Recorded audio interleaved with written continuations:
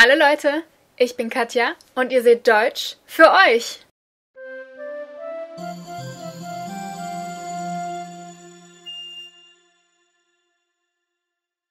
Happy belated Easter, everybody! So it's been a while because of all my breaks since then, but if you do remember, the last grammar chunk we took on was tenses. And now that we've put all the tenses behind us, which, by the way, yay! It's now time to move on to grammatic concepts that are not tenses, but change meanings and verbs regardless of time. The first concept of these I want to take a look at is the passive, because it's important and also familiar to you. So in case you don't know, the passive is a construction that makes the head noun of a phrase actually be the thing that is having something done to them instead of being the one that does something. Therefore, the focus of these sentences is mostly the action that is being done, in contrast to active sentences in which the focus is the subject, so the party that does something. For example, I could say, Ich esse den Apfel. I'm eating the apple. But there could be certain circumstances under which I would want to highlight the action rather than myself as the eater, in which I would say, Der Apfel wird gegessen. The apple is being eaten. So this is another case in which we rarely decide out of necessity, but rather for choice of style or preference. But because language works the way it does, stylistic nuances can be pretty damn important sometimes. The usage of this construction is therefore the same as in English, that being putting the focus on an action and or, to a lesser degree, the object of an action. So the passive party evolved in some sort of scenario. Meaning something is being acted upon rather than acting itself. So you will often hear the passive used in the context of crime. So for example, the victim was hit with a blunt object. So in contrast to that, my apple example is rather atypical, especially if you don't have any context for it, because for some reason the speaker felt the need to emphasize that there is the action of eating going on, which normally isn't considered very interesting or abnormal, and also because it's not relevant who is eating an apple, but that there is an apple that is being eaten. And because that would have been a very unusual way of putting that sentence, it would put the emphasis even more on the apple than anyway. But that's stylistics and it's not relevant to this topic. I just wanted to point it out, and that's all I'm going to say about it for now. So instead, let's get into the passive. First of all, this is another construction for which we need the Partizip zwei and can't avoid it under any circumstances. So if you don't know what that is or how it works, check out this video and make sure you know that, because otherwise this doesn't work. And besides that, we also need a Hilfsverb. We have two choices here depending on which passive mode we're using, which in turn depends on what we're trying to say. A passive can either describe a process or an action, which is then called the Vorgangspassiv, Vorgang meaning process, or it can describe a state or result, which is then called Zustandspassiv, which Zustand means state. So we use a different Hilfsverb depending on which one of these two we're using. If we're using the Vorgangspassiv, so the process, we're gonna have to use the Hilfsverb werden. And if we're talking about a state, so using the Zustandspassiv, we're gonna use the Hilfsverb sein. You already know both of these, also as Hilfsverben. Sein, I think, doesn't need more explanation. Werden, you've only encountered within the futur, so the future tenses, as a Hilfsverb, but it becomes important again here. So, since the two stages of the passive are the important thing here, they're going to get their own episode in 2 weeks, because it's just not something that I feel I can explain within the next 2, 3, 4 minutes, and it's just a bit too much information for today. So that's going to be in 2 weeks, and now I'm going to get to something else that is, that has to be considered when talking about the passive. And that is, if you want to add the party that is actually the active part of the action that you describe with the passive. So meaning the party that would normally be the subject. So in Der Apfel wird gegessen, from my previous example in which I said Ich esse den Apfel, we know that the active party is me. But in the sentence Der Apfel wird gegessen, we don't have an active party because it just says that the apple is being eaten. We don't know by whom. And this is the thing. In English, you use your by to express an active party in a passive sentence.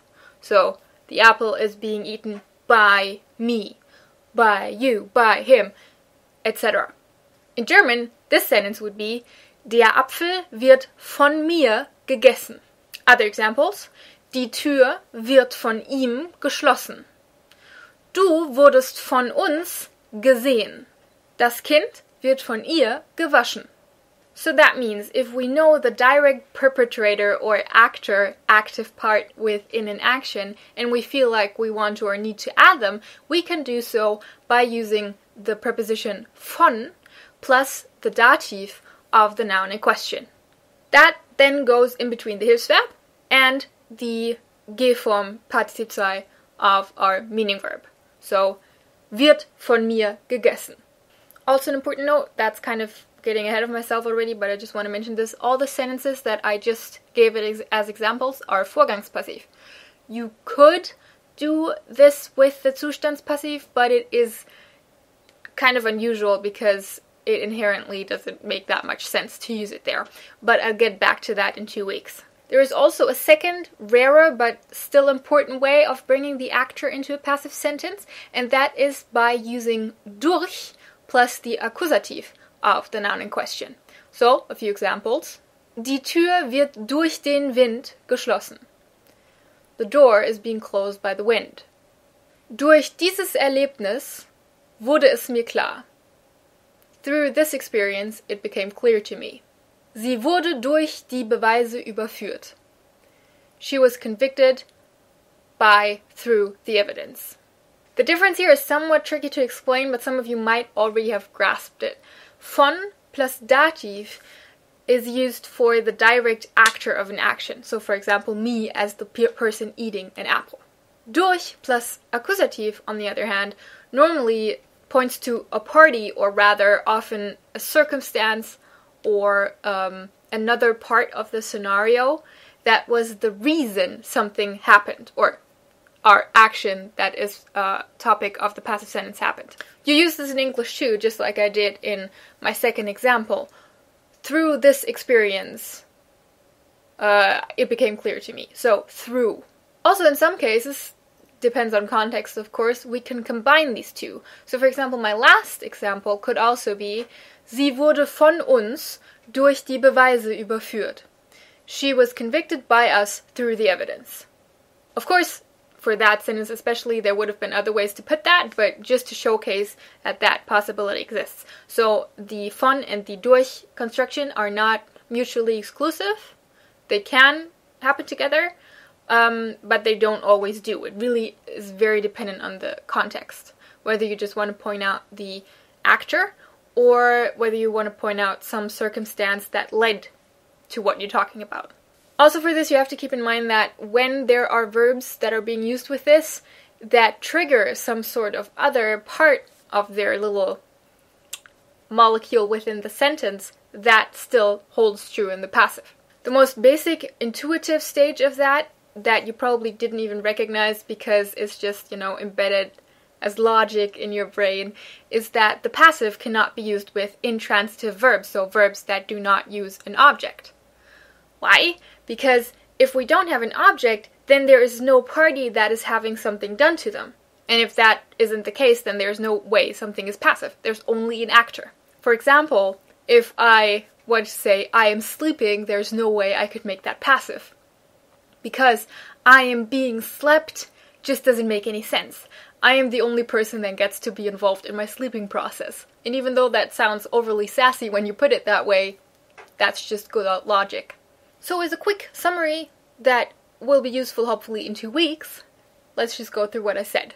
Firstly, the passive is used to put the focus on an action rather than the actor in an utterance, and also partly on the object of said action. Second, there are 2 kinds of the passive in German. Firstly, the Vorgangspassiv, the process passive, and then secondly, the Zustandspassiv, so state passive. Thirdly, to build them, we use one of 2 Hilfsverben, sein for a Zustand and werden for Vorgang, plus the G-form or Partizip 2 of our meaning verb, plus, if needed, additional Hilfsverben. And lastly, if and when we do want to mention the active party in a passive scenario, we can do so in two ways. The first of which being using von plus the dative of the noun in question to point to a direct actor in the action. Or, secondly, by using durch plus the accusative of the noun in question to point to a more circumstantial, less personalized source or reason for that action. The latter is rarer and also more context-bound than the former. And that's it for today. To get your own copy of the script for today's episode, make sure you support me on Patreon, which is always linked in the description, and then toss me a note on there containing an email address that you use for DropBox so I can add you to your shared folder. Your random word of the week is sich kämmen. And that's where my camera cut out. So, yeah, you'll just hear me say this this week for a change. Bis nächste Woche. Tschüss.